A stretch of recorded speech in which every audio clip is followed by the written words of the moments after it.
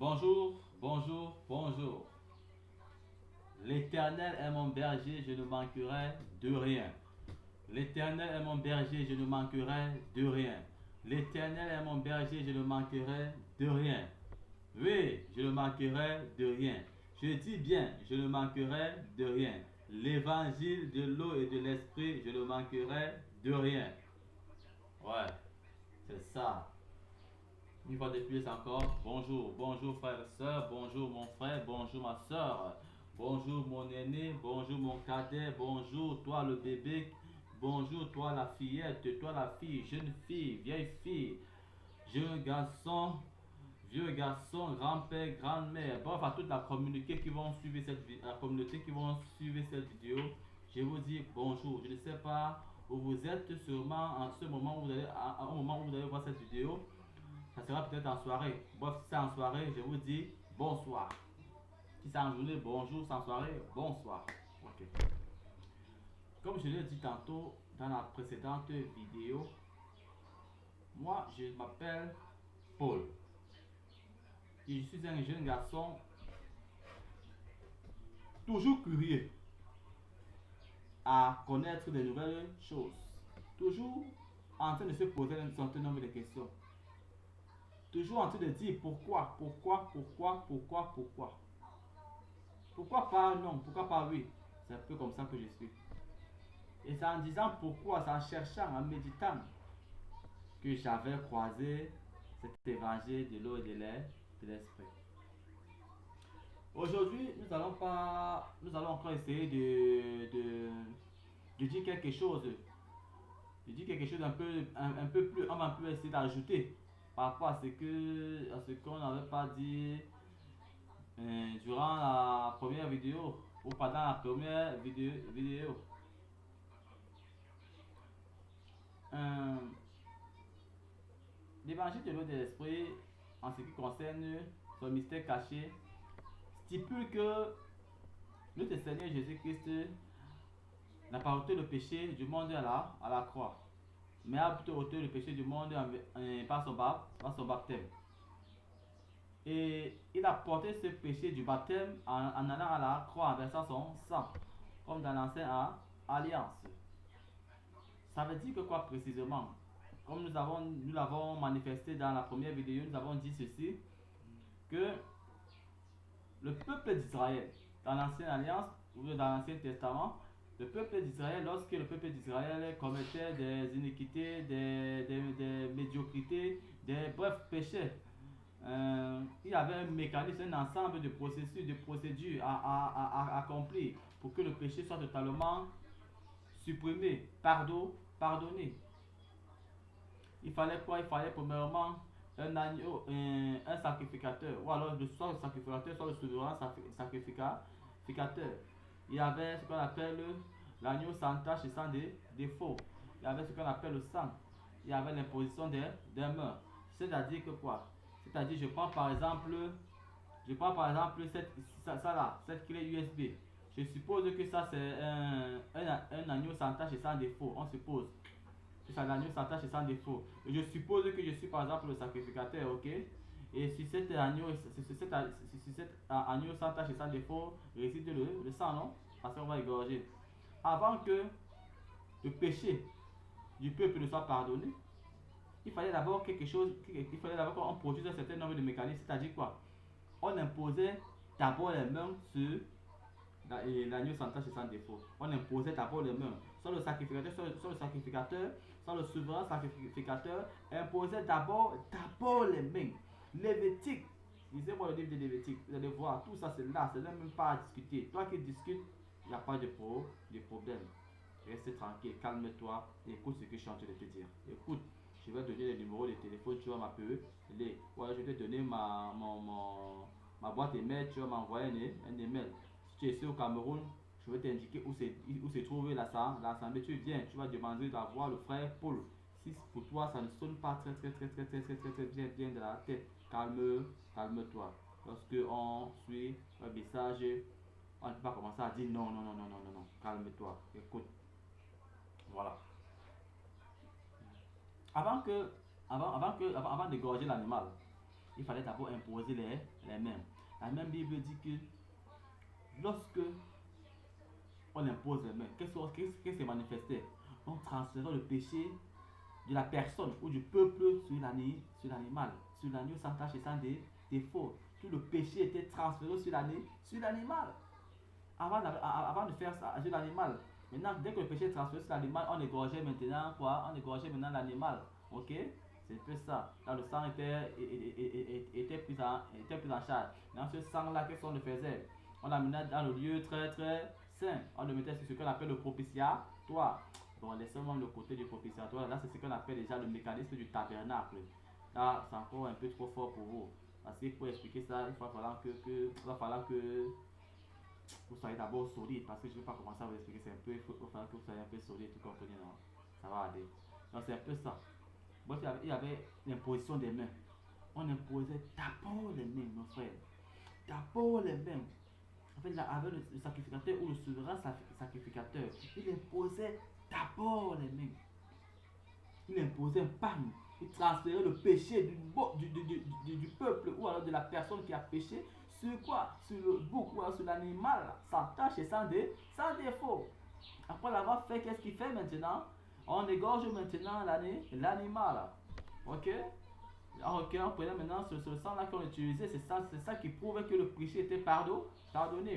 C'est bien, frère, il y a l'autel des encens consumés, là où on découpait l'animal, on mettait, mais c'est pas trop ça le plus important. Le plus important, c'est d'aller doucement. Je vous ai dit que je connais tellement de choses. Faites très attention, parce que celui qui vous parle là il connaît vraiment des choses. C'est pour ça que je vous ai dit ceci, que c'est pas facile, c'est impossible de me mentir. C'est impossible de me dire, va à gauche, je vais à gauche. Non, c'est impossible. Parce que je connais ce qu'on appelle la nouvelle naissance. C'est pas la nouvelle naissance que je vois dehors là. Tu poses la question à une personne, est-ce que tu as encore péché? Il te dit que oui, il a encore péché. Ou alors tu poses la question, est-ce que tu as encore péché? Il va te dire que non, je ne suis plus pécheur. Explique-moi maintenant pourquoi tu n'es plus pécheur. Comment ton péché a-t-il été ôté? Il va te dire le sang. Le sang est monté, le sang est descendu, le sang est parti à Yaoundé, le sang est parti vers toi. Alors que ce n'est pas ça, le sang ne suffit pas. D'accord? Laissons d'abord tomber. Revenons sur nos moutons du transfert des péchés. Ok. Vous voyez que on ne peut pas confirmer, accepter certaines choses sans parfois expliquer. Parce que certaines personnes ont besoin de voir des explications. Il y a certaines personnes qui n'ont pas, malgré qu'ils ont vu l'explication, ils n'acceptent pas. Ils veulent voir, je sais pas ce qu'ils veulent voir. Hein. Sûrement ils veulent voir un miracle, non? Ils veulent que le Seigneur Jésus descende, non? Il dit que, bon, mon frère, voilà comment j'ai ôté le péché du monde. Ouais, c'est vrai. Toutes les personnes sont comme ça. Hein. On ne peut pas les empêcher d'être comme ça. Mais laissons-les comme ils sont. Eux, c'est eux, nous, c'est nous. Si quelqu'un veut comprendre, qu'il comprenne. Si quelqu'un ne veut pas comprendre, c'est son problème. Tant pis pour elle, tant pis pour lui, tant pis pour ces derniers, tant pis pour ces dernières. C'est un peu comme ça, mon frère. Donc, le péché a été transféré par son baptême et non à la croix. Mais je n'ai pas dit que la croix n'est pas importante. Je n'ai pas dit ça. J'ai dit que les deux sont en alliance. Le baptême est là et le sang. Parce que lorsqu'il y avait dans l'ancienne alliance l'imposition des mains, et quoi? L'imposition des mains et le sang étaient en accord, en alliance, parfaite alliance. On ne pouvait pas égorger l'animal, on ne pouvait pas égorger l'agneau sans tache et sans défaut, sans au préalable avoir imposé les mains sur cet animal afin de transférer tout le péché du peuple ou de l'individu concerné. Est-ce que vous me comprenez? Peut-être tu n'es pas en train de me comprendre, peut-être tu es en train de comprendre, mais tu comprends, mais tu veux encore bien comprendre. Je répète. Lorsque le peuple d'Israël péchait, ou un individu bien déterminé du peuple d'Israël commettait ce qu'il ne fallait pas commettre selon les prescriptions des 10 commandements. Voilà. Il y avait une procédure, un processus, un mécanisme, un ensemble d'éléments à accomplir pour que le péché soit totalement expié, chassé, détruit, pardonné totalement. J'ai dit, il y avait, là, comment vais-je dire ça, le souverain sacrificateur, l'agneau sans tache et sans défaut, le sang, l'imposition des mains. Oui, excusez-moi, parce que d'autres personnes vont dire, sûrement tu n'as pas mis ça en ordre. Non, ce n'est pas un problème d'ordre. Je sais que ce n'est pas en ordre, mais voilà, ce n'est pas tout un problème. Je pense que les cas, là sont est. Maintenant, lorsque nous allons commencer à expliquer, nous devons maintenant aller mettre ça en ordre. Mais lorsque nous citons, on peut donner ça un peu à des autres, ce n'est pas un problème. Mais lorsque nous citons, nous allons commencer en ordre. C'est-à-dire que la première chose qu'on avait, c'est quoi? C'est premièrement le souverain sacrificateur ou alors le sacrificateur. Deuxième des choses, il y avait quoi? Il y avait l'agneau sans tache et sans défaut. Troisième des choses, avant de dégorger le sang, avant de dégorger l'animal, avant que son sang puisse sortir, on imposait d'abord les mains en troisième position. En troisième position, l'imposition des mains, des mains, des mains. On imposait d'abord les mains. Tac! Le péché du peuple, de l'individu, était transféré directement sur l'animal. Directement sur l'animal, sur le bouc, sans tache et sans défaut. Après avoir maintenant transféré tout ce péché, qu'est-ce qu'on faisait? On égorgeait. Le sang était maintenant déversé. Dans d'autres circonstances aussi, on amenait souvent ça dans le désert. Ok? Mais je n'ai pas envie de parler de ça. Je sais qu'il y a le désert, Azazel, il y a encore d'autres éléments. Mais je ne vais pas trop parler de ça parce que c'est pas trop le but ici là. Ok? Le but ici c'est le sang. C'est le sang. Parce que notre but c'est de faire quoi? C'est de faire comprendre à certaines personnes que malgré tout, le sang, du fait de croire au sang, ce n'est pas suffisant. Le baptême aussi est un mécanisme total, radical et primordial. Vous comprenez? C'est un peu ça. Mais ça veut dire que si quelqu'un croit seulement au sang sans croire au baptême, c'est dangereux. C'est dangereux. Comme j'ai rencontré une maman dernièrement, je lui ai posé des questions. Je lui ai dit qui a ôté ton péché. Elle me dit oui, il a ôté ton péché. Je lui ai dit ok, comment as-tu ôté ton péché? Parce que tout est biblique, tout est dans la Bible. Tout est. Jésus-Christ, il n'y a aucun mystère. Il n'y a aucun mystère dans la parole. Hein. Tout est là. Maintenant, ça dépend des hommes de Dieu. Chaque homme de Dieu explique à sa façon. Mais il y a une façon par excellence. Qu'on ne te mente pas. 1 plus 1 est égal à 2. C'est comme ça. Tu poses aux États-Unis, à New York, en Algérie, en Tunisie, en Belgique, au Canada, 1 plus 1 est égal à 2. C'est pour dire quoi? C'est pour dire que lorsque nous enseignons, nous devons être très médiculeux. Quand je parle de médiculeux, ça veut dire quoi? Ça veut dire que lorsque nous prenons des initiatives, lorsque nous prenons la responsabilité, l'engagement d'enseigner, alors nous devons faire le maximum d'efforts par la volonté de la puissance du Saint-Esprit de bien enseigner. C'est ce qu'on appelle être médiculeux. Vous comprenez? Voilà. Donc, c'est un peu ça, le baptême de Jésus. Donc ce n'est pas là, à la croix. À la croix, il a versé, il a versé son sang. Oui, d'autres personnes vont me dire que l'eau, c'est l'eau. Lorsque notre Seigneur était à la croix, qu'est-ce qui s'est passé? Parce qu'il y avait un guerrier, non? Je pense que c'est un guerrier, c'est un soldat qui a percé Jésus-Christ. L'eau est sortie. D'autres personnes vont te dire que c'est l'eau là. Là, c'est ce qu'on appelle l'ignorance spirituelle. Ok? Ils ne comprennent rien. Parce qu'ils sont domptés. Ils vont te dire, j'ai 30 ans dans l'église, j'ai 40 ans. Un jeune garçon comme ça vient parler, il est qui? Bien aimé, si tu veux simplifier, c'est ton problème. Moi, je sais qui je suis. Je sais celui qui vit en moi. Ok? Ce n'est pas facile de se lever pour faire une vidéo comme je vais faire. Ce n'est pas facile, mon frère et ma soeur. Il va falloir être prêt. Si tu n'es pas prêt, tu ne peux pas. Si tu n'es pas prêt, tu ne peux pas comprendre ce que je comprends. Si tu ne peux pas, si tu n'es pas prêt, tu ne peux pas agir comme j'agis là. Si tu n'es pas prêt, tu ne peux pas te lancer des défis. Quand je parle de lancer des défis, c'est de contrecarrer les œuvres, les fausses œuvres. Si tu n'es pas prêt. Vous comprenez?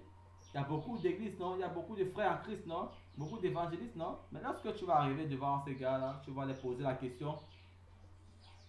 Première question. Est-ce que tu es encore pécheur? Il va sûrement te dire oui.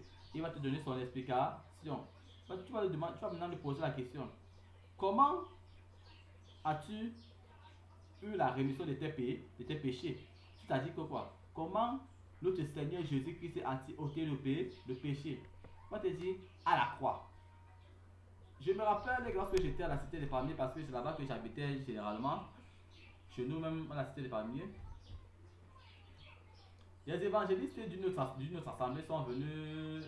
Bon, j'étais chez une maman, on appelle la maman du quartier. J'étais là, j'étais là, je bavardais avec elle. Les évangélistes sont arrivés, ils ont commencé à nous prêcher. Je leur ai posé une question. Ok, est-ce que tu es encore pécheur? Ils m'ont dit, ils ne sont plus pécheurs. Ok, comment Jésus qui a ôté le péché du monde? Ou alors comment a-t-il ôté le péché du monde? Ils ont commencé à me parler à la croix, à la croix, à la croix, à la croix. Je les ai regardés comme ça. J'ai compris que beaucoup de gens sont ignorants.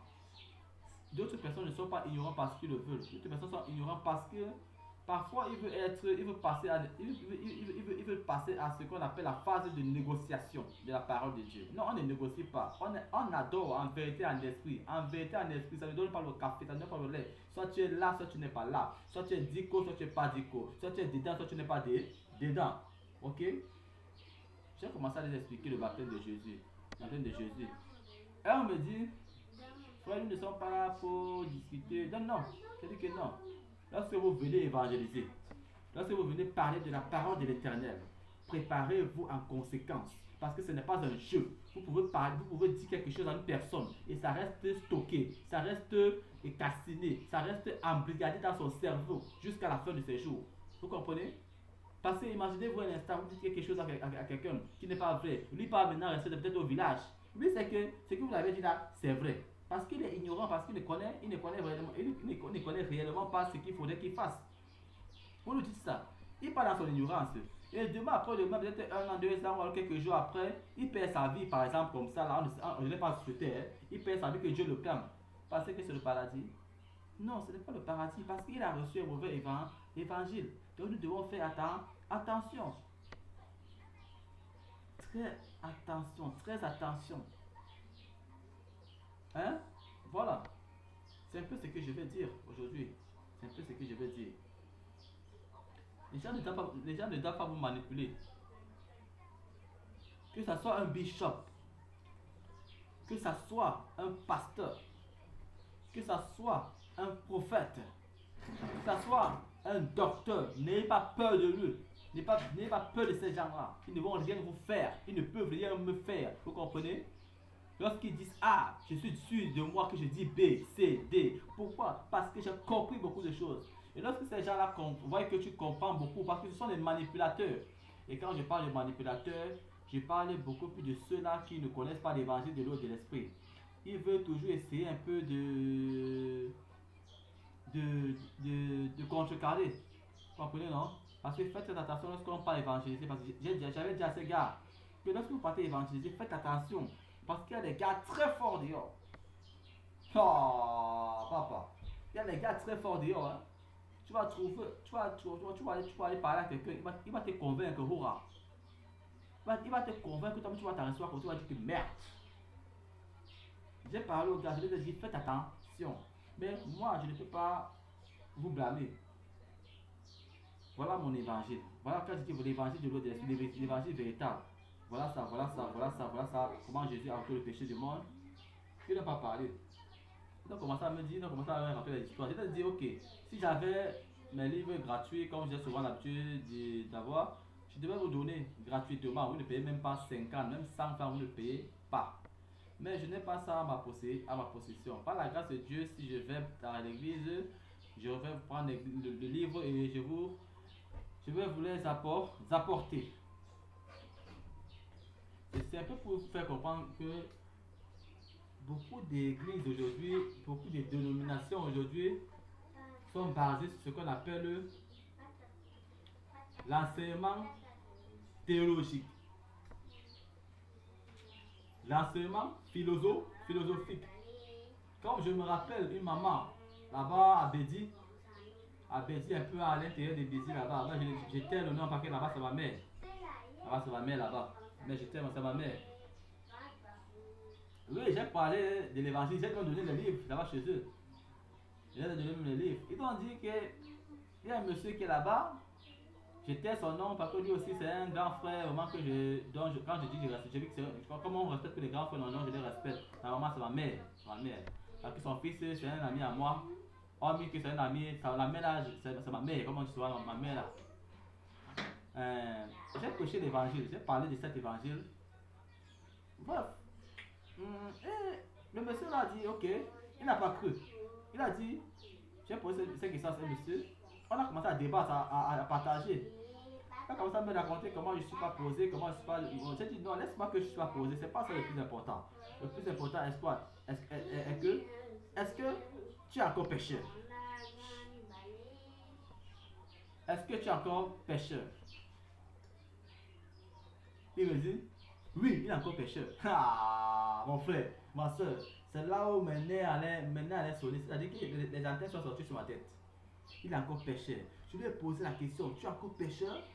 Il me dit, on pêche en pensée, on pêche en esprit, on pêche en parole. Oui, j'ai dit, vous avez combien d'années dans la foi?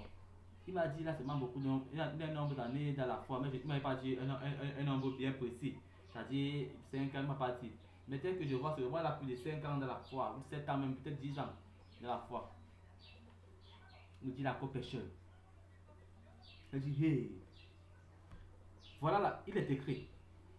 Jean-Baptiste lui-même l'a dit, voilà l'agneau qui ôte le péché du monde. Toi tu dis que tu es encore pécheur. Jésus qui t'a dit qu'il a pardonné le péché passé, présent et futur, c'est-à-dire une fois pour toutes. Mais toi tu dis que tu es encore pécheur. Il a dit, je me souviendrai que je vous péché. Il a dit, celui qui vit en moi est une nouvelle créature, les anciennes choses sont pas passées. Il me dit, il ne comprend pas. Il dit, il est toujours péché, il continue qu'il est toujours péché parce qu'on pêche en passé. Je lui ai dit, tu ne connais pas ce qu'on appelle les erreurs de la chair. Tu ne connais pas comment la chair agit et comment l'esprit a agi. Et on met ça, j'ai voulu le prendre l'exemple de Pierre, non? Je crois que c'était Pierre. Lorsqu'on allait ligoter notre Seigneur Jésus-Christ de Nazareth, qu'est-ce qui s'est passé? Pierre a dit, Seigneur, je ne vais pas te régner. Mais l'Éternel des armées lui-même l'a dit, Pierre, tu vas me régner 3 fois. Et Pierre a régné 3 fois. C'est un péché. C'est un péché. C'est un péché. Mais est-ce que ça a empêché Pierre de vivre? Est-ce que Pierre, je ne sais pas si Pierre s'est lamenté, il a cru en ce que le Seigneur lui avait dit. Mais le Seigneur avait déjà fait ce qu'on appelle le lavage des pieds. Le lavage des pieds dans le temple où vous étiez assis. Jésus qui a lavé les pieds de ses disciples. Qu'est-ce que signifie le lavage des pieds? Oh, bien aimé, vous ne connaissez pas. Laissez.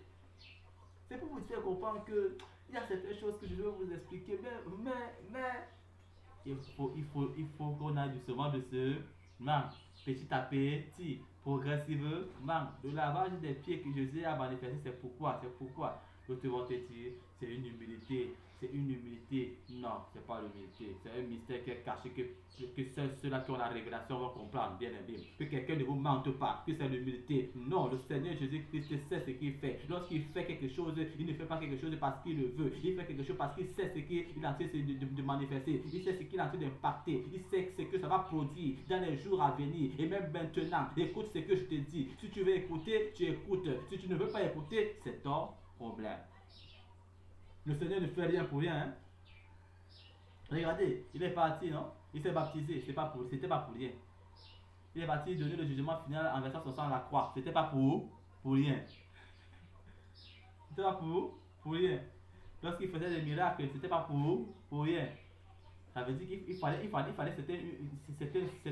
c'était un produit, c'était une preuve. Vous comprenez, non? Voilà. Lorsqu'il avait les pieds des disciples, c'était pas pour rien. C'était quelque chose.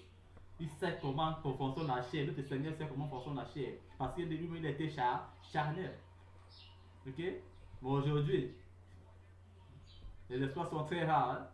Parce que beaucoup de pasteurs, beaucoup de prêtres, que ce soit les prêtres catholiques, que ce soit les pasteurs des différentes églises, vont te demander de suivre les 10 commandements. Ils vont te dire, si tu étais sur ta règle, c'est parce que tu ne suis pas les 10 commandements. Comme si eux-mêmes suivaient ces 10 commandements. Hein?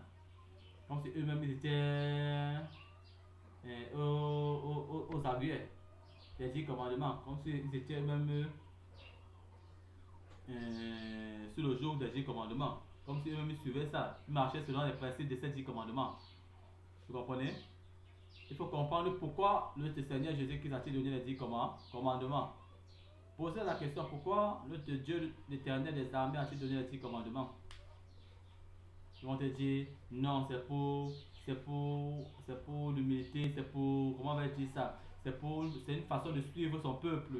C'est une loi, c'est une prescription, afin que le peuple ne puisse pas s'égarer. Bien aimé, regardez dans l'ancienne alliance, regardez dans la nouvelle alliance. Vous ne voyez pas que depuis la Genèse jusqu'à l'Apocalypse, il y avait un plan déjà établi. Et ce plan devait passer par là, par la loi. Sa loi là devait manifester Jésus-Christ. Aïe, aïe, aïe, aïe, aïe, aïe. Faites attention, hein. Bon, on va essayer un peu de parler encore quelques secondes là, par rapport à ce problème. La loi a été donnée selon Romains 3, verset 20. Attendez, je vais prendre la Bible, hein, parce que je parle un peu avec. Je n'ai pas dit qu'on va commencer à parler des versets bibliques, c'est juste pour cette petite partie là, en ce qui concerne la loi là. J'ai encore envie d'expliquer beaucoup de choses. C'est juste pour ça. On va prendre un petit verset. Petit verset. Vous comprenez, non? Pour que vous puissiez un peu comprendre. Moi, j'utilise cette version de Bible, hein, parce que c'est la version de la Bible que j'utilise. Donc, il ne faudrait pas que vous dites que bon, c'est pas ça. Moi, c'est ma version biblique. C'est ma version ici là. 8 secondes 21. C'est-à-dire que vous avez 8 secondes. D'autres ont Jérusalem. D'autres ont je ne sais pas quoi. On va entrer dans le livre de Romains. Romains 3, verset 20. Romains 3, verset 20. Oui. Romains 3, verset 20, mon frère. Voici, je suis déjà dans le livre de Romains. Voici Romains 3. Ok. Romains 3, verset 20. Nous sommes là-haut. Voilà. Lisons, hein. On va commencer à lire à partir du verset 19. Je vous ai dit, ce n'est pas pour dire qu'on commence les versets bibliques, non. C'est juste les prérequis, les petits bases, les petits B à bas, les petits B à bas, les petits B à bas là. C'est juste ça. Il n'y a pas de problème. Ce n'est pas pour dire qu'on va commencer là. Les gens vont commencer à dire que non, non, non, non, non, non. On va parler un peu de la loi là. Parce que beaucoup de gens, les pasteurs, vont dire qu'ils ne savent pas pourquoi Dieu a donné la loi. On va donner un peu la loi. Romains 3, à partir du verset 19 à 20. On va lire. Or, nous savons que tout ce que dit la loi, c'est à ceux qui vivent sous la loi. Et c'est à ceux qui vivent sous la loi qu'elle le dit. Afin que toute bouche soit fermée et que le monde entier soit reconnu coupable devant Dieu. Vous comprenez? Voilà. En effet, personne ne sera considéré comme juste devant lui devant lui sur la base des œuvres de la loi, puisque c'est par l'intermédiaire de la loi que vient la connaissance du péché. Ok. C'est par l'intermédiaire de la loi, c'est-à-dire c'est à travers la loi que vient la connaissance du péché. Maintenant, la question que je vais te poser, pourquoi Dieu a-t-il donné la loi? Maintenant, tu peux maintenant me répondre, non? C'est pour nous permettre de prendre conscience que nous sommes des pécheurs. Ok? Et lorsque nous sommes maintenant des pécheurs, nous devons reconnaître devant Jésus-Christ que nous ne pouvons pas suivre les 10 commandements. Parce que plus tu essaies de suivre les 10 commandements, plus ça devient difficile. Parce que tu fais des erreurs en pensée, en acte, en énergie, de façon perpétuelle. Maintenant, lorsque tu commets ces erreurs, tu dois reconnaître devant le Seigneur Jésus que tu ne peux pas. Et que le Seigneur Jésus doit maintenant te sauver. Lorsqu'il va te sauver, qu'est-ce qu'il va maintenant te dire? Il va te dire, mon fils, comme tu as reconnu la loi, comme tu as connu à quoi sert réellement la loi, à quoi sert réellement les 10 commandements, viens maintenant, prends mon baptême, prends mon sang, prends ma mort, prends ma résurrection et mon ascension et dis merci. C'est tout ce qu'on te demande de faire. Tu comprends? Ça veut dire que quoi? La loi nous a été donnée pour que nous prenions conscience que nous sommes pécheurs. Et étant donné que nous sommes pécheurs, nous devons maintenant reconnaître devant Jésus-Christ que nous sommes pécheurs. Nous devons reconnaître devant Jésus que nous sommes pécheurs. Lorsque nous reconnaissons devant Jésus que nous sommes pécheurs, nous devons maintenant accepter quoi? Son baptême, là où il a ôté le péché. Parce que là maintenant, ce n'est plus accepté parce qu'il faut accepter par la foi. Par la foi. La F-O-E. Que nous sommes nous reconnaissons que la loi nous a permis d'être pécheurs, nous a permis de prendre conscience que nous sommes des pécheurs. Ok? Voilà. Et lorsque nous prenons maintenant conscience que nous sommes des pécheurs, qu'est-ce que nous devons maintenant faire? Nous devons venir à Jésus-Christ. Lorsque nous venons à Jésus-Christ, Jésus-Christ maintenant nous donne son baptême, son sang, sa mort, sa résurrection et son ascension. C'est terminé. Lorsque nous croyons maintenant à ces différents éléments, que le Seigneur Jésus-Christ est venu sur cette terre à ôter les péchés du monde par son baptême une fois pour toutes et a porté ses péchés du baptême à la croix en versant son sang une fois pour toutes. C'est ce que tu as besoin de croire, c'est ce que tu as besoin d'entendre. Tu n'es pas obligé d'entendre, tu n'es pas obligé d'accepter, mais moi je te conseille d'accepter. Oui, c'est bien vrai, il faut encore notre fondement biblique, je sais, j'ai dit que je sais, c'est là, c'est plein, mais je veux aller doucement. C'est un peu ce que je vais dire. Et faites attention parce qu'il y a beaucoup d'adeptes dehors. Hein. Il y a beaucoup de pasteurs qui vont vous dire ce n'est pas vrai. Il y a des pasteurs qui vont vous dire ce que ce garçon dit là c'est faux. Ça c'est l'antéchrist qui est déjà arrivé. N'écoutez pas ce qu'il va vous dire parce que lui-même il ne comprend pas ce qu'il dit. Vous voyez, si je ne vous explique pas à quoi sert la loi, les gens vont aller continuer à suivre ça. Mais ce que vous allez aussi me demander c'est quoi? C'est que si la loi nous permet de prendre conscience que nous sommes pécheurs, qu'en est-il alors des différents éléments que nous commettons tous les jours? Des tares, des péchés involontaires sur le plan spirituel, parce que les gens ne connaissent pas le péché volontaire et le péché involontaire. Ils ne connaissent pas ils ne connaissent pas la pensée de l'Éternel parce qu'ils pensent selon l'esprit de la chair, ils ne pensent pas selon l'esprit. Pour eux, quand tu dis mouf à quelqu'un, non, tu dois aller en enfer.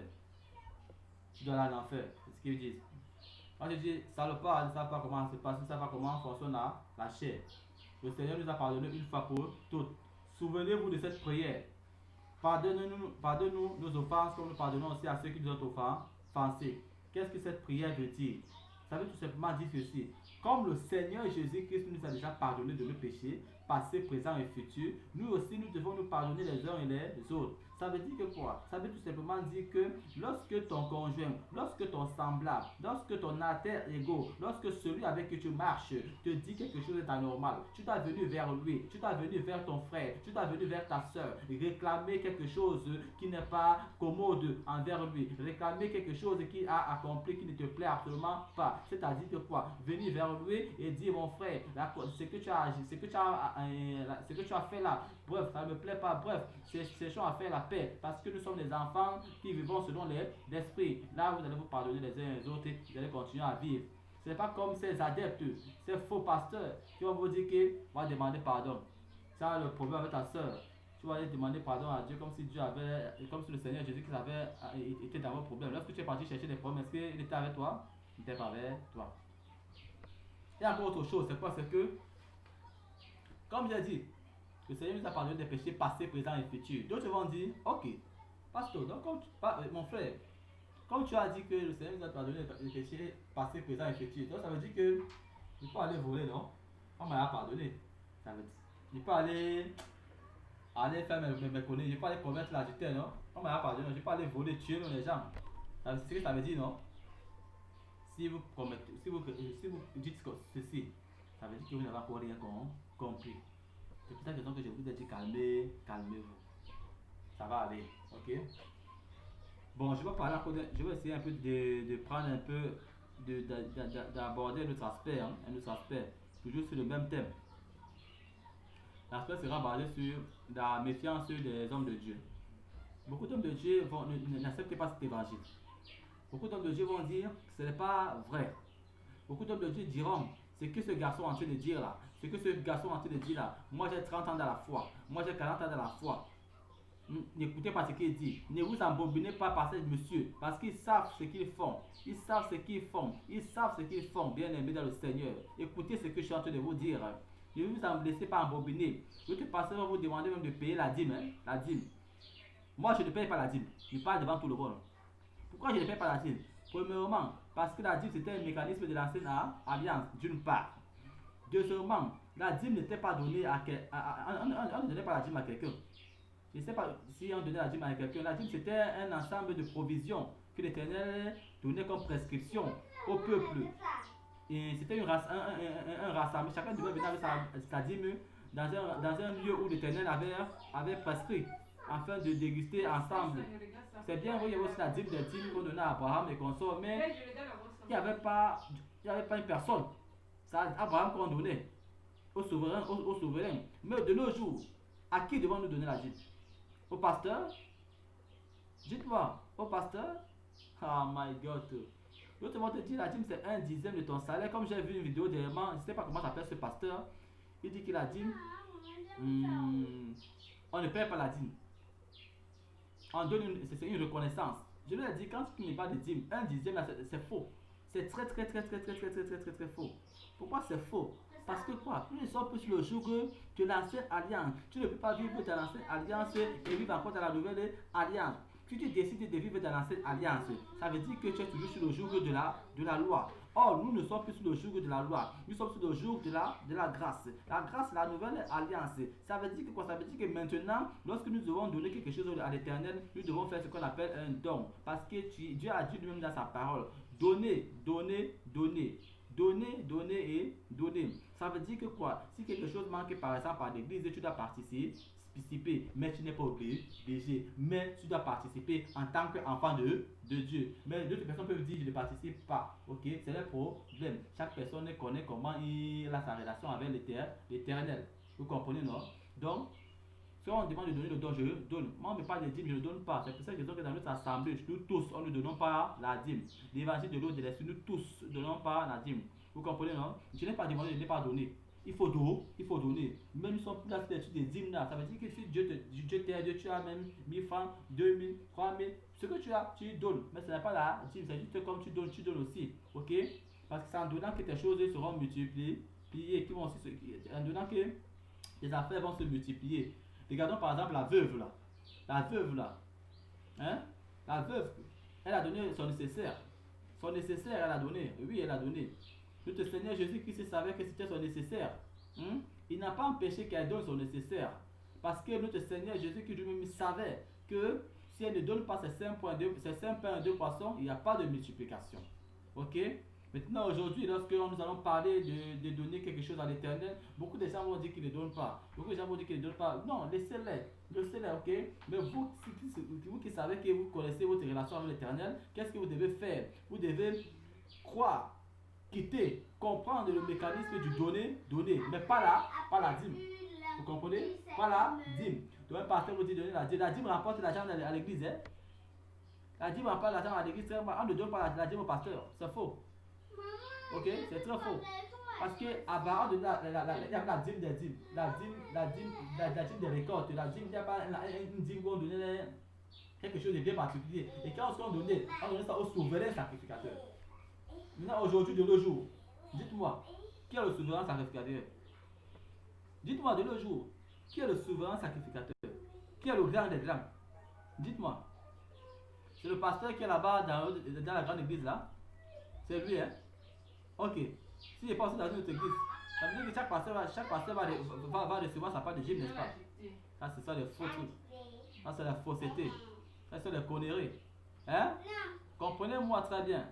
Je parle avec l'autre, je parle pas avec l'autre de la bouche, je parle sérieusement. Toi qui dis que c'est non, j'ai dit appelle-moi. Voici mon numéro de téléphone. 78 96 95 45. 78 96 95 45. C'est ça qui fait en sorte que beaucoup de gens sont captivés. Ouais. Et lorsque le pasteur voit que tu es comme ça, tu es faible d'esprit, il va t'embrouiller. Il va te dire. Il va te massacrer. Tu comprends? Tu comprends, non? Voilà. Donc beaucoup de gens sont très ignorants. Donc, qu'est-ce que je vais encore dire? Bon, je vais encore ajouter quelque chose. Ça, c'est juste le b.a.-ba de ce que nous allons à manifester. L'évangile de l'eau d'esprit est très puissant, mon frère. C'est ma soeur. C'est très puissant. C'est très puissant. C'est très puissant. On ne peut pas briser le jour de la pauvreté sans la générosité. Hein? On ne peut pas briser le joug de la pauvreté sans la générosité. On ne peut pas briser le joug de la malédiction sans la bénédiction. On ne peut pas briser le joug du malheur sans le bonheur. Pour que quelque chose de positif s'installe, il va falloir qu'il y ait ce qu'elle appelle, il y ait quelque chose qui va remplacer. Ça veut dire que quoi, si aujourd'hui je suis pauvre de façon spirituelle, je dois chercher à être riche de façon spirituelle. Et pour être riche, il faut chercher. C'est pour cette raison qu'il est écrit: cherchez, vous trouverez. Frappez, on vous ouvrira la porte. Demandez, vous recevez. Celui qui cherche, c'est celui qui se pose des questions. Et se poser des questions, c'est chercher à savoir, à se demander, mais pourquoi ça, c'est ça chercher. Chercher aussi, il faut aussi, chercher aussi, ça peut aussi aller dans un contexte encore plus bien déterminé. Ok?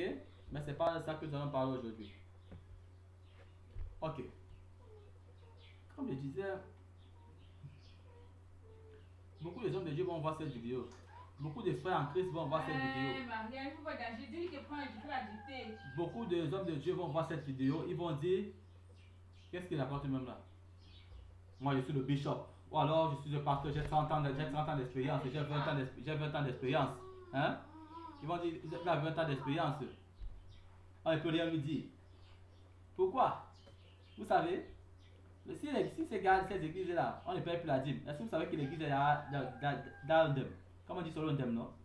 L'église va descendre, va chuter très mal. Très mal. Les apôtres de l'Éternel, le credo des apôtres, on ne demandait jamais la dîme. Mais qu'est-ce qu'on demandait à l'église ici? Voilà tout ce qu'on faisait. Les apôtres appelaient les frères et sœurs. Chacun donnait sa part. D'autres vendaient les territoires. Après, les apôtres prenaient cela et on repartageait. Mais on ne donnait pas la dîme à qui que ce soit. C'est pour cette raison que Ananias et Saphira ont été frappés à cause de leur incrédulité, à cause de vouloir un peu agir selon leur propre image. Mais ils ont été frappés par le Saint-Esprit devant Pierre. Vous avez vu, lorsque ils ont voulu cacher une partie, mais Pierre a eu ce qu'on appelle la révélation. Le Saint-Esprit lui a révélé. Et c'est comme ça que le Saint-Esprit a frappé Ananias et Saphira. Comprenez? Voilà. Donc c'est pour dire qu'on ne paye plus régulièrement, mais on participe à l'œuvre de Dieu. Là, c'est normal. C'est tout à fait normal. Tout à fait normal. Donc, d'autres gens vont dire que non, il ne faut pas écouter ce qu'il dit, c'est faux. Ok? Ce n'est pas une obligation pour toi d'accepter.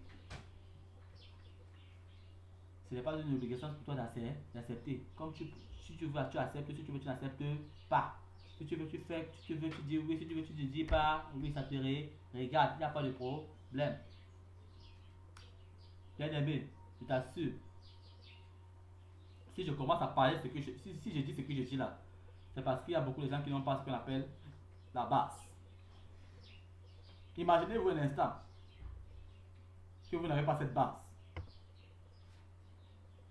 Partez évangéliser en croyant que vous connaissez. Partez évangéliser en croyant que vous connaissez. Vous allez trouver un type là-bas, vous allez trouver un pasteur là-bas. Les gars là sont forts. Oh, vous allez aller les évangéliser, ils vont vous casser là-bas. Pam, 3, 4, 5 versets bibliques, tac, tu mets à terre. Il est sûr. C'est pour ça qu'il va falloir que préparez-vous. Prépare-toi, mon frère et ma soeur, toi qui écoutes l'évangile de l'eau de l'esprit, toi qui veux connaître le véritable évangile, l'évangile qui va te permettre de quitter des ténèbres à la lumière, l'évangile qui va te permettre de quitter de la péjorativité à l'améliorativité. C'est ça l'évangile de l'eau de l'esprit, l'évangile véritable. Nous avons nos livres, toujours nos livres, bien aimés. Nous avons nos livres, c'est là, c'est plein là. On donne gratuit. Nous avons des enseignements constamment, temps contre temps. Non seulement des enseignements, des livres aussi nous enseignent totalement, abondamment et radicalement. Ce qui fait quoi? Ce qui fait que nous chargeons, avant d'aller évangéliser, on se charge d'abord. Parce que si tu n'es pas encore chargé, automatiquement, tu dois être accompagné d'un mentor. Quand je dis qu'accompagné d'un mentor, ça veut dire que quoi? Tu dois être accompagné de quelqu'un qui est plus avancé que toi. Pour que tu ne sois pas battu. Parce que si tu pars seul, les gars là vont t'anéantir. tu vas aller là-bas, tu vas trouver peut-être 4 personnes contre toi seul. Ils vont d'abord te mettre à terre. Ils vont te mettre à terre. Ils vont commencer à te parler de la philosophie, de la théologie. Ils vont commencer à te parler de beaucoup de choses. Des choses qui n'ont même rien à voir avec ce que nous sommes en train de parler. Par exemple, ils vont te parler de l'enlèvement pré-tribulation, de l'enlèvement post-tribulation, des trucs qui n'ont rien à voir, des trucs bêtes là.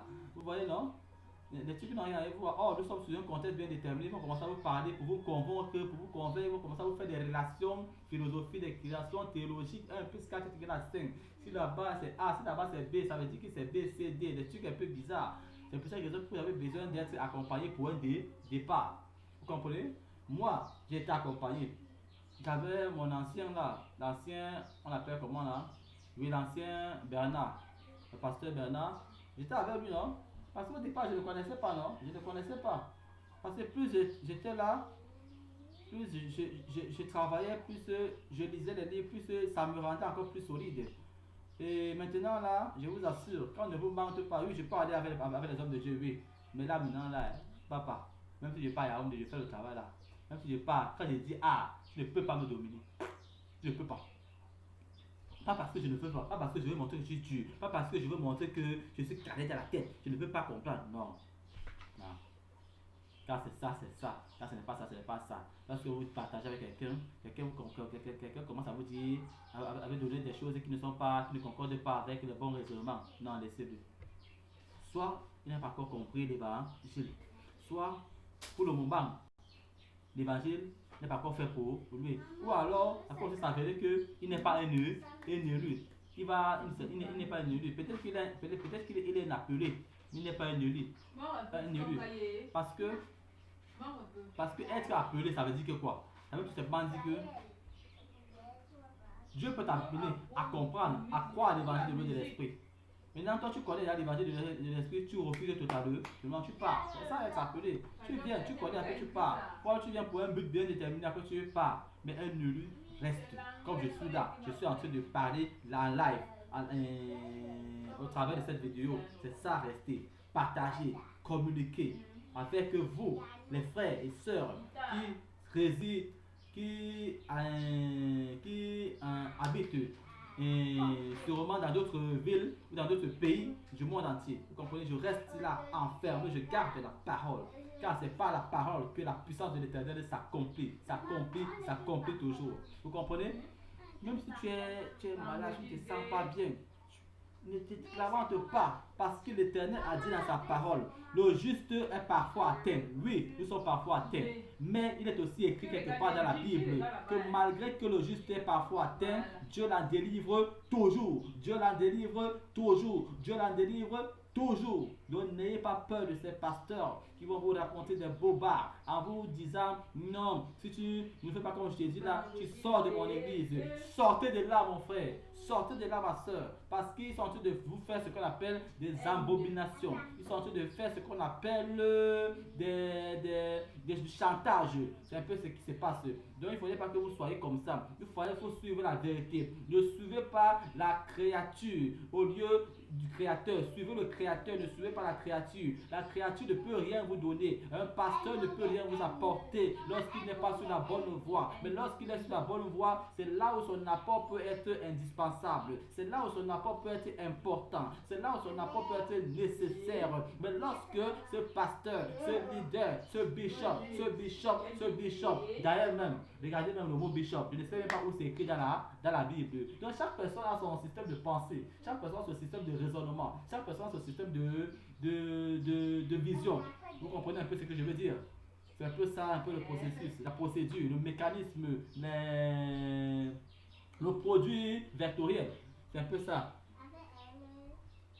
Donc, ne vous faites pas manipuler par les pasteurs là. On vous dit non, d'autres personnes vont suivre cette vidéo, ils vont dire ce garçon parle bien. Je suis d'accord avec lui, 100%. D'autres personnes vont dire il parle quoi là-bas, laisse-le là-bas. Enlève-moi la vidéo là. Donc, il connaît quoi? Il dit n'importe quoi, il connaît même ce que c'est des versets bibliques, il connaît même expliquer un verset. Il va pas n'importe. Enlève-moi ça.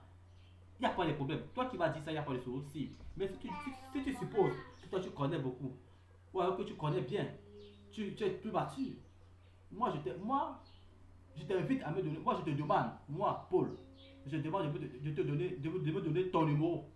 Ou alors, envoie-moi seulement un commentaire. Tu envoies ton numéro, ou alors tu envoies la mission, ton prénom seulement, la mission où tu persévères. Ici à Douala, moi, j'arrive là-bas. Comprenez? Je ne panique plus. C'est ça un peu ce que je veux dire. Faites attention, il y a des gars là-bas. Hein. Si vous avant de commencer à aller prêcher, il va falloir que vous soyez d'abord prêts. Prêts, les gars. Ça veut dire que vous devez avoir l'évangile. Vous devez avoir l'évangile dans la tête. Vous devez avoir l'évangile à l'intérieur de vous. L'évangile doit être gravé dans votre cerveau. Lorsque l'évangile est déjà là, c'est déjà assis dans votre corps. Là, maintenant, vous pouvez aller parler de l'évangile. Comme je parle là. Lorsque maintenant, on peut maintenant parler de l'évangile un peu de partout, dans les extrémités de la terre, même si c'est qui est là, que ce soit un docteur de la loi, un docteur de quoi, vous le mettez à terre. Un pasteur vient, je le mets à terre. Un bishop vient, je le mets à terre. Un prophète, je le mets à terre. Je m'en fous de savoir s'il a 700 fidèles, s'il a l'onction, c'est pas mon problème. L'onction, c'est pour tout le monde, c'est pas seulement pour lui. Ok? Voilà, moi aussi, Dieu m'a aidé à j'ai ma part. Et je crois que par la foi, cette onction est en train d'atteindre une dimension exponentielle. C'est en train de grimper au point où ça va atteindre une échelle très très très élevée. Vous comprenez, non? Voilà, c'est un peu ça le problème. N'ayez pas peur d'eux. Beaucoup de gens, quand vous allez arriver dans ces différentes églises, qu'est-ce qui va se passer? Vous allez le voir, ils vont commencer à vous dire tous les jours, comme par exemple dans d'autres dénominations. Vierge Marie, pour nous, vous pouvez prier pour nous pauvres pécheurs. Maintenant, à l'heure de notre gloire, Amen. Vierge Marie, priez pour nous pauvres pécheurs. Tous les jours, ils vont vous dire ça. Hein? La question que je vais les poser, c'est quoi? C'est que, ils vont vous dire ceci. Vierge Marie, priez pour nous pauvres pécheurs. Comment se fait-il que tu peux dire que Vierge Marie a prié pour nous pauvres pécheurs? Oh, Jésus qui a ôté le péché de moi. Comment tu peux encore être pécheur? Oh, c'est Jésus qui l'a ôté. Comment tu peux encore dire que priez pour nous pauvres pécheurs? Donc tu es toujours pécheur? Tu es toujours pécheur? Oh, Jésus qui t'a déjà ôté le péché de moi. Vous voyez que c'est une prière. Ça sonne un peu injarre. Les gens ne comprennent même pas. Mais ils ont toujours en train de. Le dôme. C'est un peu ça. Je vais aussi dire quelque chose. C'est quoi? C'est que le parler en langue. Ils ne comprennent même rien. Moi, quand quelqu'un parle comme ça, je le regarde comme ça. Je dis que ça, tu me racontes même quoi là-bas. Puisque ce que tu me dis n'a aucun fondement. Puisque ce que tu me dis n'est pas basé sur quelque chose. N'est pas basé sur ce qu'on appelle une explication, une interprétation. La Bible déclare, n'est-ce pas, mes frères et sœurs, que celui-là ou celle-là qui n'a pas ce qu'on appelle, dont son langage n'est pas interprété. Hein? Donc, bref, s'il parle en langue, s'il n'y a pas d'interprète qui se taise, c'est ce que la Bible dit. Bon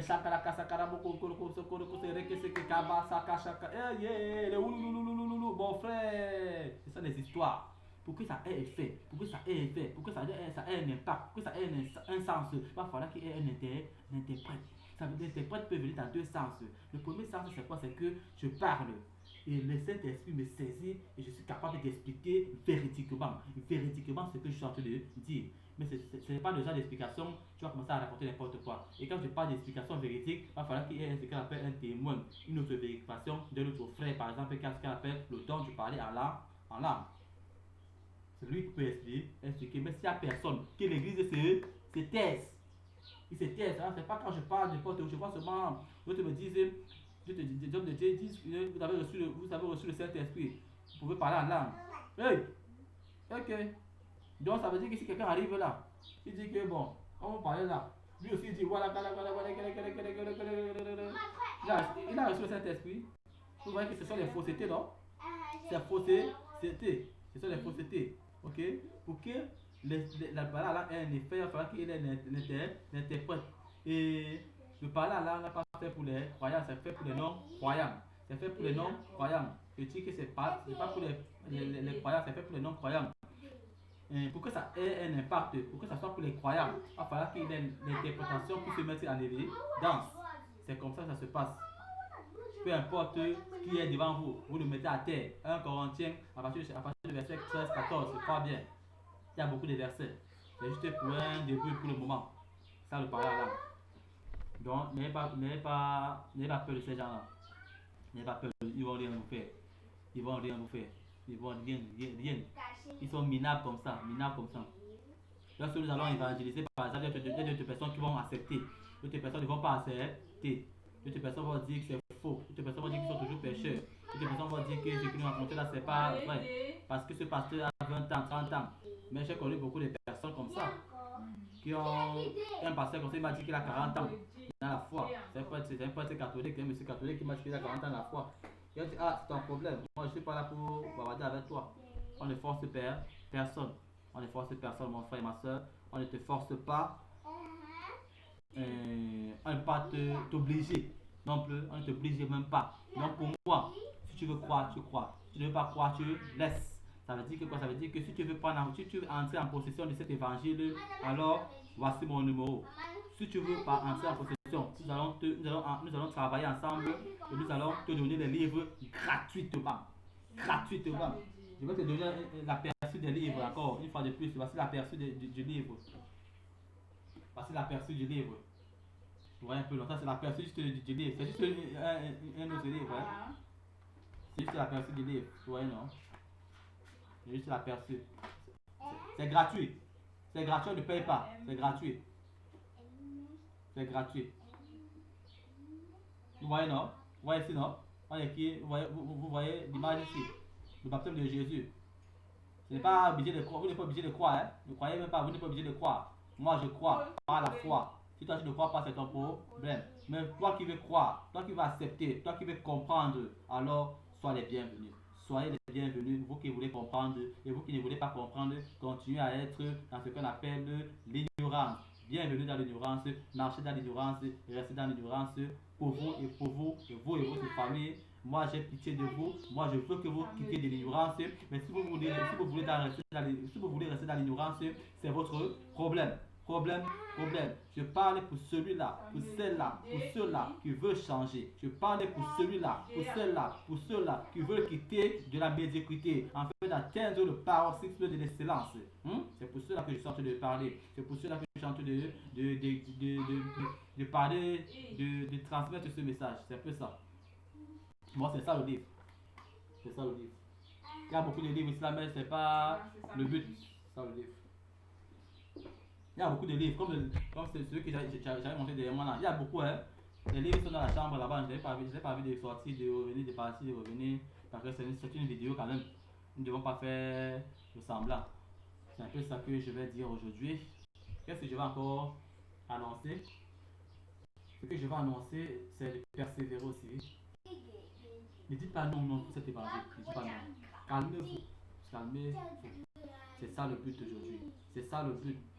D'autres personnes vont dire, ah, les versets bibliques, il n'y a pas de fondement biblique. Non, je vous dis que laissez tranquille. Et on doit d'abord vous charger psychologiquement. On doit d'abord vous charger pour que vous compreniez, vous ayez un aperçu, vous ayez l'aperçu sur quoi nous allons nous lancer véritablement. Nous allons nous lancer véritablement. C'est pour cette raison que je ne parle pas tous les versets bibliques, je n'explique pas tous les détails des versets bibliques. Vous comprenez, non? Voilà. Mon frère, ça va aller, non? Ok, pour maintenant, je pense que j'ai quand même vraiment parlé. Pour un début encore, j'ai parlé. Et je rends grâce à Dieu parce que je crois que ça va toucher quelqu'un. Je rends grâce à Dieu parce que je crois que par la foi, au nom de Jésus-Christ de Nazareth, au nom de celui-là qui s'appelle le Rédempteur, le Saint-Esprit, quelqu'un sera touché au travers de cette image, au travers de cette vidéo, au travers de ce message. Quelqu'un sera touché. Je crois par la foi. Moi, je crois par la foi. Toi, tu ne crois pas sûrement parce que tu n'as pas encore compris. Mais moi, je crois que quelqu'un, lorsque la personne va entendre ce que je suis en train de dire là, c'est-à-dire quoi? C'est-à-dire ce que je dis, ce que je suis en train de dire. Peu importe qui tu es, si tu crois, non, ça va se manifester. Vous comprenez? Ça va se manifester. Ne vous lamentez même pas. Ça là, je crois en toi, mais on ne te force pas. Ça veut dire quoi? Ça veut dire que si tu es fait pour comprendre, tu vas comprendre. Si tu n'es pas fait pour ne pas comprendre, tu ne vas pas comprendre. Si pour le moment, tu ne vas pas comprendre, si pour le moment, c'est un peu flou, et que tu veux comprendre, alors c'est bien, sois le bienvenu. Mais si c'est que tu es là pour juger les gens, comme d'autres personnes disent dans d'autres églises, ah, le type là, non, on ne juge pas par la chair. Ça va parce que quelqu'un vient à l'église et en a vu des brebis. Il a commencé à dire qu'il est bien. Vous mentez, on ne juge pas l'esprit. c'est l'esprit qui révèle les choses cachées, comme il est écrit. Invoque-moi, je te révélerai les choses cachées, les choses inaccessibles, les choses que tu ne connais pas. C'est ce qu'il est écrit. Donc, jugeons par l'esprit et non par la chair. Big up à toi, mon frère, ma soeur.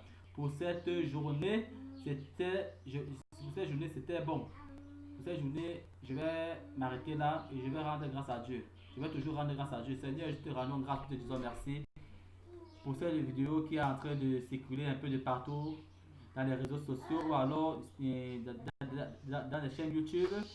Père éternel, bénis ceux-là ou celle-là qui va suivre cette vidéo, celui-là qui va suivre cette vidéo, mon Dieu, mon roi.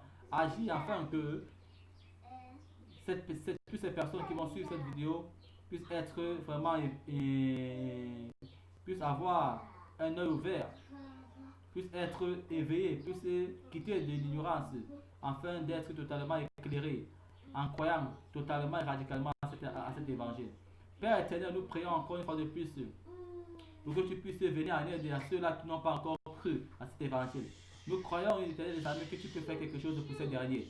Nous croyons, éternel des amis, que tu peux faire quelque chose pour ton peuple en ce moment, en écoute de cette vidéo, un peu de partout dans le monde entier. Reçois la gloire, Seigneur Jésus-Christ, parce que nous croyons par la foi que quelqu'un sera touché par cette vidéo. Nous croyons par la foi que quelqu'un sera touché par cette vidéo. Quelqu'un aura la volonté, quelqu'un aura l'amabilité de croire par la foi. Quelqu'un sera totalement envahi par ce message et dira: oui Seigneur, je te rends grâce parce que tu m'as mis sur le chemin de cette vidéo. Reçois la gloire et l'élévation. Jésus, que nous scellons cette prière par le nom de Jésus-Christ. Nous scellons cette prière par le nom d'Adonai. Nous scellons cette prière par le nom de Testamentum. Nous scellons cette prière par le nom de celui-là qui vivra, qui vivait et qui vivra toujours de l'éternité en éternité. Amen. D'ailleurs, big up les gars. Big up.